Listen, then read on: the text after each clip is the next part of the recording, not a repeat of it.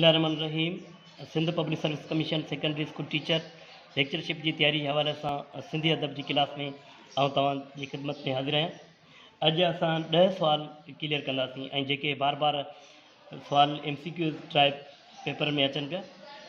तज़किरा शोरा लाड़ किताब सुमार शेख जो लिखियल है। मनाजात अरबी बोली लफ़्ज़ नाजे में वरतल है जैसी माना है हाल ओरण। किताब तहरीरूं ऐं तक़रीरूं मिर्ज़ा कलीज बेग जो लिखियल है। ही किताब जो है तहरीरूं ऐं तक़रीरूं कमीशन में ईंदो रहंदो है। सावण जी ककरी हेकली शाहकार नज़म है बरदो सिंधी जी ऐं बरदे सिंधी जो असल नालो मोहम्मद रमज़ान है। पाण ज़ात जो लाशारी है। मखदूम अब्दुर्रहीम गिरोड़ी ज़ात जो मंगरियो हो।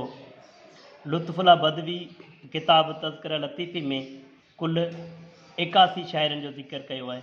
हाँ किताब जो है मशहूर किताब तज़किरा लतीफ़ी जो लुत्फ़ुल्ला बदवी जो लिखियल है इन में टोटल 81 शाइरनि जो ज़िक्र कयल है। काज़ी कादम जो कलाम हीरो ठाकुर 1978 में सन ईस्वी में छपरायो।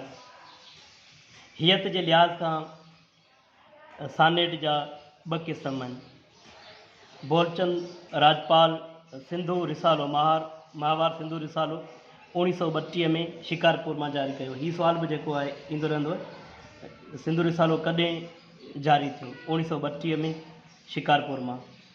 हिंदवासी अख़बार ॼेठमल जारी कई। ही 10 सवाल उम्मीद तव्हांजा क्लियर थींदा।